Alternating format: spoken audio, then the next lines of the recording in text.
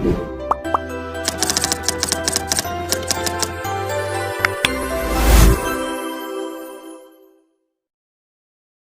Welcome back to my new video. और आज की क्लास में हम बात करेंगे, आप 12th में एक टॉपिक पढ़ते हो एओडी, है ना, एप्लीकेशन ऑफ डेरिवेटिव। और इस एप्लीकेशन ऑफ डेरिवेटिव के अंदर आप एक टॉपिक पढ़ते हो, बहुत सारे 5 टॉपिक आप पढ़ते हो, ठीक है ना। 5 टॉपिक हैं, कौन कौन से हैं? एक है rate of change of quantities, rate of change of quantities. दूसरा आप पढ़ते हो अप्रोक्सीमेशन। तीसरा आप पढ़ते हो इंक्रीजिंग डिक्रीजिंग फंक्शन। और चौथा आप पढ़ते हो tangent and normal, tangent and normal. पांचवा टॉपिक आप पढ़ते हो maxima and minima, maxima and minima. और आज की क्लास में जो बच्चों हम बात करेंगे वो बात करेंगे इंक्रीजिंग डिक्रीजिंग फंक्शन पे बात करने वाले हैं। इंक्रीजिंग डिक्रीजिंग फंक्शन पे क्यों बात करेंगे? क्योंकि बेसिकली है क्या, वैसे आप अगर 2023 का एग्जाम देने जा रहे हो तो 2023 के एग्जाम के अंदर, बोर्ड एग्जाम के अंदर, आपका जो टेंजेंट नॉर्मल टॉपिक है ये डिलीटेड है और अप्रोक्सीमेशन डिलीटेड है। तो इस पर भी हम चर्चा बाद में करेंगे, किसी और क्लास में करेंगे, बट ये जेई में दोनों टॉपिक है, ये वाला टॉपिक है। तो इंक्रीजिंग डिक्रीजिंग फंक्शन की बात हम करते हैं। सबसे पहले क्या होता है हमारा इंक्रीजिंग और डिक्रीजिंग फंक्शन, ठीक है जी। तो आज की क्लास में हम बात करने वाले हैं इंक्रीजिंग डिक्रीजिंग फंक्शन पे, ठीक है ना। तो इंक्रीजिंग डिक्रीजिंग फंक्शन किसको बोलेंगे? अगर कोई फंक्शन किसी भी डोमेन के अंदर लगातार अगर वो इंक्रीज कर रहा है, बढ़ रहा है, तो उसको बोलते हैं इंक्रीजिंग फंक्शन। और अगर घट रहा है तो क्या बोलेंगे उसको? Decreasing function. अब ये बढ़ना और घटना देखेंगे कैसे, क्या तरीका है इसका? तो एक हम पहले बेसिक अप्रोच आपको समझाते हैं और फिर आपको डेरिवेटिव अप्रोच समझाएंगे।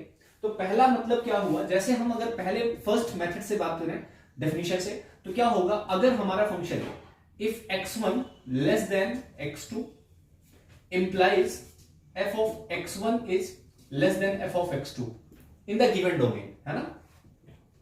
इन द डोमेन कोई सा भी ले लो, इन द गिवन डोमेन, जो भी हमारे पास डोमेन है उसी डोमेन की हम बात कर रहे हैं, in the given domain, then function is what, then function is increasing. कैसा होगा बच्चों? फंक्शन कैसा होगा हमारा? इंक्रीजिंग होगा। और अगर हमारा ये पहला पार्ट हो गया, सेकेंड पार्ट इसमें डिक्रीजिंग की बात करें तो डिक्रीजिंग कब होगा? अगर इसके जस्ट उलट बात हो जाए, x1 लेस देन x2 हो जाए, implies f of x1 is greater than f of x2 हो जाए, तब हम बोलेंगे वही सेम बात, इन the given interval, in the given domain, या जो भी डोमेन बोलो या इसको आप इंटरवल बोलो, ज्यादा अच्छा रहेगा, इसको आप इंटरवल बोलो, है ना। इन the given interval, in the given interval, ठीक है। तो क्या हो जाएगा? देन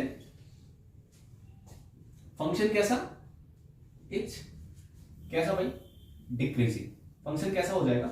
डिक्रीजिंग हो जाएगा। अब दो टर्म इसमें होते हैं, एक टर्म यूज होता है इंक्रीजिंग फंक्शन और एक टर्म यूज होता है डिक्रीजिंग, और एक टर्म और यूज होता है स्ट्रिक्टली इंक्रीजिंग या स्ट्रिक्टली डिक्रीजिंग। तो इसको ग्राफ से समझते हैं कि इंक्रीजिंग किसको हम बोलेंगे, डिक्रीजिंग किसको बोलेंगे, स्ट्रिक्टली इंक्रीजिंग किसको बोलेंगे और स्ट्रिक्टली डिक्रीजिंग किसको बोलेंगे, ठीक है। आइए देखते हैं ग्राफ के थ्रू कि किसको हम क्या बोलेंगे, है ना।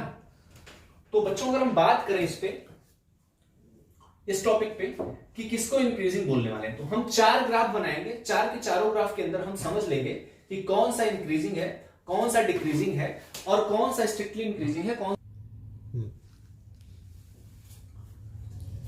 ठीक है। तो हम आपको 4 ग्राफ बनाएंगे, एक में इंक्रीजिंग देखेंगे, एक में डिक्रीजिंग देखेंगे, एक में स्ट्रिक्टली इंक्रीजिंग देखेंगे और एक में स्ट्रिक्टली डिक्रीजिंग देखेंगे। देखिए जरा क्या होता है। अगर मान लीजिए हमारे पास कोई ग्राफ कुछ इस तरीके से है, ठीक है, ये जैसे एक्सपोनेंशियल का ग्राफ होता ही है, e⁻x का ग्राफ आप जानते ही हो। ये फंक्शन क्या है, ये अपने डोमेन में, चाहे यहां मान लो कोई x1 ले लो, यहां x2 ले लो, तो x1 क्या x2 से छोटा है, और f ऑफ x1 क्या है, इस पॉइंट पे आपको f ऑफ x1 देखने को मिलेगा और इस पॉइंट पे आपको f ऑफ x2 देखने को मिलेगा। तो आप यहां देखो क्या x1 लेस देन x2 है, ये इंप्लाई क्या कर रहा है, f of x1 less then F of x2 है। इसका मतलब क्या हुआ, ये फंक्शन हमारा इंक्रीजिंग है। और कैसा इंक्रीजिंग है, स्ट्रिक्टली, क्योंकि लगातार बढ़ते जा रहा है। तो अगर लगातार बढ़ते ही जाएगा तो हम बोलेंगे कि फंक्शन कैसा है हमारा, गिवन फंक्शन हमारा कैसा भाई, स्ट्रिक्टली इंक्रीजिंग, स्ट्रिक्टली इंक्रीजिंग। ठीक है, ये पहली बात होगी। तो क्या सर इंक्रीजिंग कौन होगा, इंक्रीजिंग की बात अगर हम करें तो नॉर्मल इंक्रीजिंग का मतलब क्या होगा, ऐसे समझ लो आप, जैसे ये हमारे पास ग्राफ है, जैसे मान लो ग्राफ ऐसे बढ़ रहा था, फिर कुछ दूर सेम चला और फिर बढ़ने लग गया। मतलब क्या हुआ, ओवरऑल अगर इसको देखें तो यहां से यहां के बीच में ये ग्राफ बढ़ ही रहा है, लेकिन कुछ दूर क्या रहा है, वैल्यूज सेम रही है। इसका मतलब क्या हुआ, यहां पर x1 तो x2 से कम रहेगा ही रहेगा, लेकिन ये इंप्लाइज क्या करेगा, f of x1 less than और equal to f of x2। तब हम बोलेंगे कि फंक्शन कैसा है, फंक्शन हमारा नॉर्मली इसको हम बोल देंगे कि यार ये इंक्रीजिंग फंक्शन है, बढ़ तो रहा है लेकिन स्ट्रिक्ट बढ़ नहीं रहा, किसको हम बोलते हैं, फंक्शन कैसा है, इंक्रीजिंग है। ठीक है, तीसरी बात समझते हैं सेम इसी तरीके से कि डिक्रीजिंग कौन होगा। तो डिक्रीजिंग वाले पार्ट में हम समझ लेते हैं, थर्ड पार्ट में, अगर मान लीजिए हमारे पास कोई ये ग्राफ है, e⁻⁻x वाला ग्राफ अगर देख लो तो ये क्या है, देखो जरा, x1 x2, तो इस पे वैल्यू क्या मिल रही है, f ऑफ x1, इस पे वैल्यू क्या मिल रही है, f ऑफ x2। तो इसको ध्यान से देखो, x1 क्या है, लेस देन x2 है, लेकिन एम्प्लाई क्या कर रहा है, f of x1 greater than f of x2, और ये ग्राफ लगातार घटते जा रहा है, लगातार घटते जा रहा है। इसका मतलब क्या हुआ, ये फंक्शन हमारा कैसा होने वाला है, ये फंक्शन हमारा जो गिवन फंक्शन आएगा हमारे पास, वो हमारा क्या होगा, इट्स स्ट्रिक्टली क्या, डिक्रीजिंग। कैसा, स्ट्रिक्टली, क्योंकि लगातार घट रहा है, बराबर कहीं नहीं है ना। थर्ड पॉइंट में बच्चों अगर हम बात करें कि डिक्रीजिंग किसको बोलेंगे, तो डिक्रीजिंग हमारा हो जाएगा कि अगर कोई ग्राफ ऐसे घट रहा है, फिर कुछ दूर सेम चला, फिर घटने लग गया। मतलब क्या हुआ, इस डोमेन में, यहां ए से बी के बीच में, मान लो ये ए है और ये बी है, तो इस ए से बी के बीच इस डोमेन में लगातार वैल्यू घट रही है, लेकिन कुछ दूर क्या चला है, सेम चला, बराबर भी हो गया। इसका मतलब क्या हुआ, इसको हम ऐसे डेफिनेशन से लिख सकते हैं कि x1 less then x2 implies क्या, f of x1 is greater than f of x2।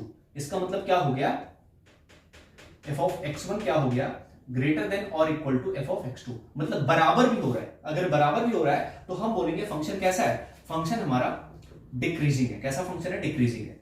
Done. तो फंक्शन डिक्रीजिंग होगा अगर हमारा कुछ दूर सेम हो जाए, और फंक्शन स्ट्रिक्टली डिक्रीजिंग होगा अगर लगातार कम होता जाए। ये बात समझ में आ गई। तो ये छोटा सा माइनर सा डिफरेंस था जो कि मैंने आपको ग्राफ के थ्रू समझा दिया। I hope you enjoy this video. So इसका नेक्स्ट पार्ट हम देखेंगे जिसमें हम डेरिवेटिव के थ्रू देखेंगे कि फंक्शन को इंक्रीजिंग या डिक्रीजिंग कैसे चेक करते हैं। तब तक के लिए बाय बाय, टेक केयर, और चैनल पर नए हैं तो सब्सक्राइब जरूर करें।